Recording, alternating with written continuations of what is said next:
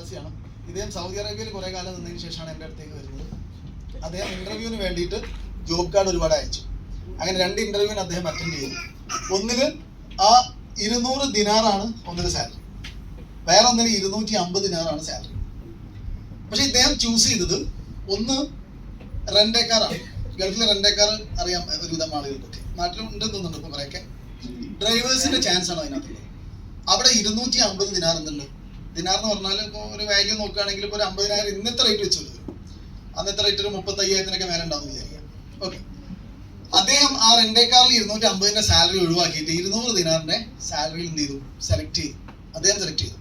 അതൊരു construction company ആയിരുന്നു. അത് ചെറിയ സാധാ കൺസ്ട്രക്ഷൻ കമ്പനി അല്ല, സൗദി ബഹ്റൈനൊക്കെ പാലം നിർമ്മിച്ച കമ്പനിയാണ്, വലിയ കമ്പനിയാണ്. അതിലൊരുപാട് ഭാവി സാധ്യത ഉണ്ടെന്ന് മനസ്സിലാക്കിയിട്ടാണ് എന്ത് ചെയ്തത്, ഇദ്ദേഹം ഇത് സെലക്ട് ചെയ്തു. ഇന്ന് 15 വർഷത്തിന് ശേഷം അദ്ദേഹത്തിന്റെ സാലറി 5 ലക്ഷത്തിന് മേലെയാണ് ആ കമ്പനിയിൽ. ഞാനത് ഇവിടെ പറയാനുള്ള കാരണം എന്താ പറയുക, പല ആളുകളും മൈലേജ് സ്റ്റൈലിലാണ് കാണുന്നത്.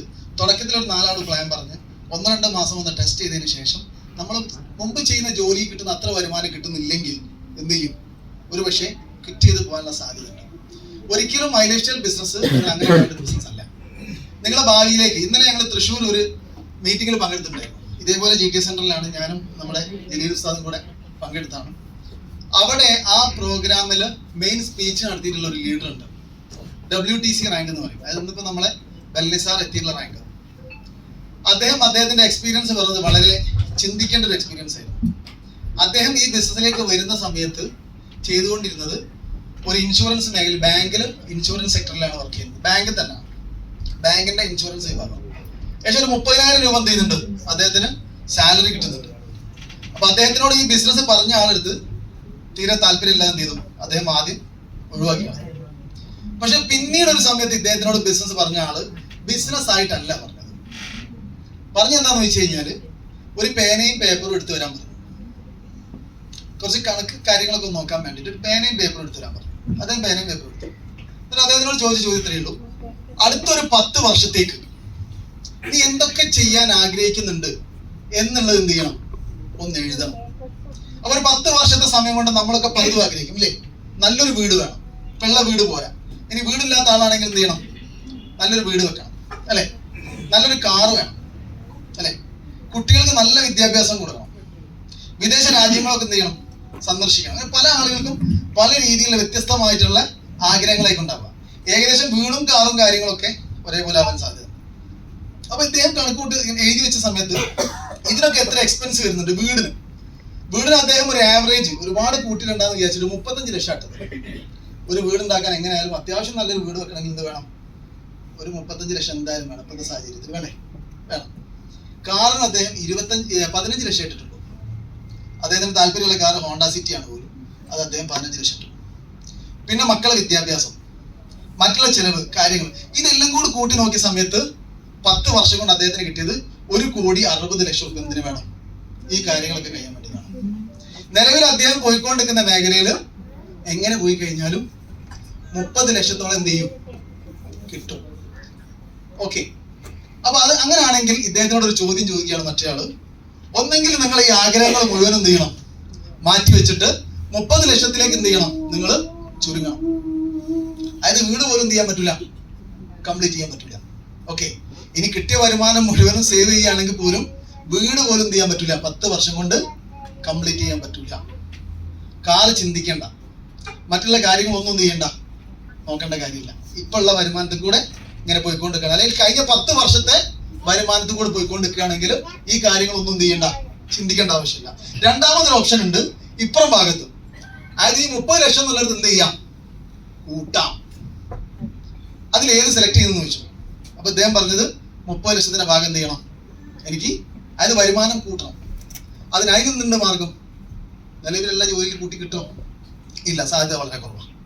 ഏറിപ്പോയാലും 30,000 കിട്ടുന്നത് ഒരു 35,000-ലേക്കോ അല്ലെങ്കിൽ 40,000-ലേക്കോ എത്തും 10 വർഷം കഴിയുമ്പോൾ. ഓക്കെ, അപ്പോഴേക്ക് ചെലവ് എന്ത് ചെയ്യും, അതിനനുസരിച്ച് കൂടും. അല്ല അതിന്റെ മുകളിലേക്ക് എന്ത് ചെയ്യും, ഇപ്പൊ ഉള്ളതിന് ഡബിൾ ആയിട്ട് ചെലവ് കൂടും. പക്ഷെ ഒരു 10% എന്ത് ചെയ്യുള്ളൂ, സാലറി കൂടാൻ സാധ്യതയുള്ളൂ, 10-15%. അപ്പൊ അദ്ദേഹം പറയാണ് വരുമാനം കൂട്ടണം. അപ്പൊ അതിന് എന്തുണ്ട് മാർഗം, ഇദ്ദേഹം പറഞ്ഞു കൊടുത്തു. ഒരു 10 വർഷം കൊണ്ട് കമ്മിറ്റഡ് ആയി ചെയ്യാൻ ഇതൊന്നുമല്ല, ഇതിനപ്പുറത്തേക്ക് ഉണ്ടാക്കാൻ പറ്റും. എങ്ങനെ? നിങ്ങൾ മൈലേഷ്യ ചെയ്യുന്ന ഒരാൾ 10 വർഷമായിട്ട് എന്തൊക്കെ നേടിയിട്ടുണ്ടെന്നത് ഒരു കണ്ടാൽ മതി ഇല്ലേ? 5 വർഷമായിട്ടുള്ള ആളെ മൈലേഷ്യയിൽ എന്തൊക്കെ കിട്ടിയിട്ടുള്ളത് നിങ്ങൾക്ക് അറിയാൻ പറ്റും ഏകദേശം അല്ലേ? നിങ്ങളെ ലീഡേഴ്സ് ആയിട്ടുള്ള ആളുകളോ അല്ലെങ്കിൽ നിങ്ങൾ നേരിട്ട് കണ്ട ആളുകളോ ഉണ്ട്. ഞാൻ ഈ ബിസിനസ് സീരിയസ് ആയിട്ട് ഏറ്റെടുത്ത് എപ്പോഴാണെന്ന് അറിയാം നിങ്ങൾക്ക്? കുറെ ഇതൊക്കെ കേട്ടു. പക്ഷെ ഇന്ന് വന്ന ആളുകൾക്ക് ചിലപ്പോൾ ഒരു പക്ഷേ വെറുതെ പറഞ്ഞാൽ തോന്നും അല്ലേ? എനിക്ക് തോന്നിയിട്ടുണ്ട്. ഇതൊക്കെ കമ്പനിയുടെ കുറച്ച് ആൾക്കാർ വന്നിട്ട് ഒരു സൂട്ടും കോട്ടോ കമ്പനി കൊടുത്തിട്ട് ഓലെ ഇവിടെ കയറ്റിയിട്ട് എന്ത് ചെയ്യാണ്, ഈ വരുന്ന ആൾക്കാരെ വിശ്വസിപ്പിക്കാൻ വേണ്ടിയിട്ട് പറയുകയാണെന്ന് സത്യമായിട്ട് ഞാൻ ചിന്തിച്ചിട്ടുണ്ട്. കാരണം പല തട്ടിപ്പുണ്ടാവുമല്ലോ. ഞാൻ അതിൽ നിന്ന് കാര്യപ്പെട്ട 1-2 ലീഡേഴ്സിനെ നേരിട്ട് വിളിച്ചു, അവിടെ സംസാരിച്ചു, അവർ കണ്ടു. എന്നതിന് ശേഷം പല മീറ്റിംഗ് സെന്ററിൽ പോയിട്ട് ഈ ലീഡേഴ്സ് എത്ര വർഷമായി വന്നിട്ട് ഇപ്പൊ ഏത് റാങ്കിലാണ് ഉള്ളത്, ഇപ്പൊ എന്ത് വരുമാനം കിട്ടുന്നത് എന്നുള്ളത് പഠിക്കൽ എന്റെ പണി. എന്നതിന് ശേഷം എനിക്ക് എന്ത് ചെയ്തത് ബോധ്യപ്പെട്ടത് 1-2 ആൾക്കാരോട് അവരെ ഇങ്ങനെ ഞാൻ കാണിച്ചു തരാൻ വേണ്ടി പറഞ്ഞിട്ടുണ്ട്. അതിനുശേഷം ബോധ്യപ്പെട്ടു, ഫുൾ ടൈം ആയിട്ട് എന്ത് ചെയ്തു ഏറ്റെടുത്ത് ചെയ്യാൻ തുടങ്ങി. അപ്പൊ ഇവിടെ ഞാൻ പറഞ്ഞൊരു കാര്യമുള്ളൂ, വരുമാനം കിട്ടി ജോലി ചെയ്ത് ജീവിക്കുകയാണെങ്കിൽ ജീവിച്ച് പോകാൻ പറ്റും. ആഗ്രഹങ്ങൾ എന്ത് ചെയ്യാൻ പറ്റൂല, സാധിച്ചെടുക്കാൻ കഴിഞ്ഞോളുന്നില്ല. ഇവിടെ നമ്മുടെ കമ്പനിയുടെ വൈസ് പ്രസിഡന്റ് നേരത്തെ ഇവിടെ എല്ലാവരും പറഞ്ഞില്ലേ, കമ്പനിയുടെ ഒരു പ്രോഗ്രാം നടന്നു അല്ലേ? 12,000-ഓളം ആളുകൾ പങ്കെടുത്തൊരു പ്രോഗ്രാം. ആ പ്രോഗ്രാമിൽ 2 പ്രാവശ്യം വേദി കയറാൻ എനിക്ക് അവസരം കിട്ടിയിട്ടുണ്ട്, NTC റാങ്കിലും അതേപോലെ പെർഫോമൻസ് മോഡലും.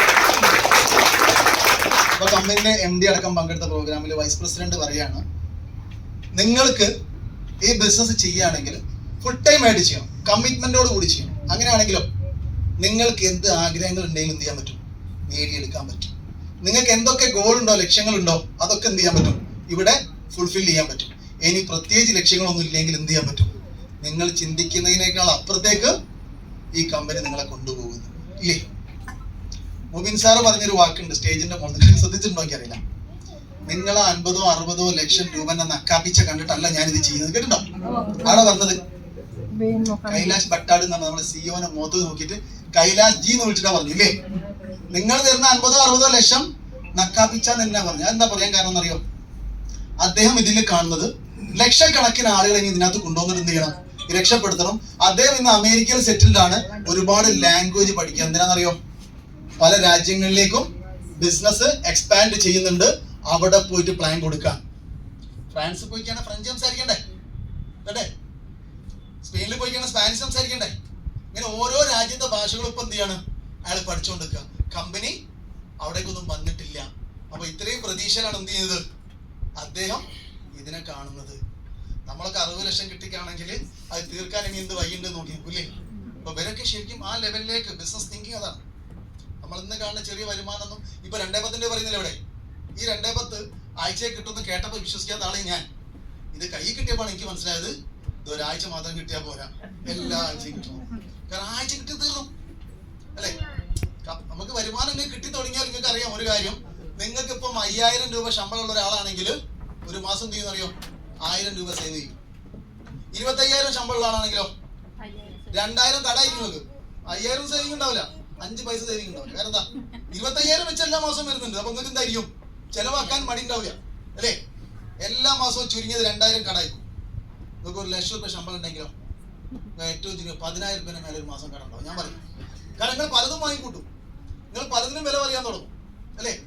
ഞാൻ പറയും ബെല്ലി സാറിന് നല്ല കട, കാരണം എല്ലാ സ്ഥലവും അദ്ദേഹം വാങ്ങിച്ചു. നമ്മൾ എല്ലാ ആഴ്ച ഇങ്ങനെ 2.10 കിട്ടുമ്പോ കുറെ ബാക്കി ബാങ്കിൽ ഇങ്ങനെ അട്ടിക്കെടുക്കണം, ഒരു 5 പൈസ അല്ല. ഇപ്പൊ ഇതാക്കുന്ന 1.25 കോടിക്കാണല്ലോ ഇന്റീരിയർ വർക്ക് കോൺട്രാക്ട് കൊടുത്തെന്ന് കേട്ടു.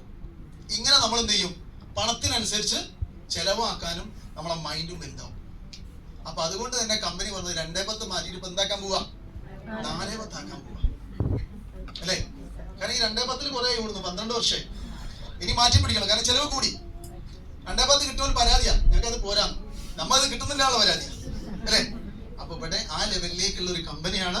ഇതിനെ പൂർണ്ണമായിട്ട് പഠിക്കുക, മനസ്സിലാക്കുക, ചേർന്ന് നിൽക്കുക, സീരിയസ് ആയിട്ട് ഏറ്റെടുക്കുക എന്ന് മാത്രം പറഞ്ഞുകൊണ്ട് നിർത്തുന്നു. Wish all the best. Thank you.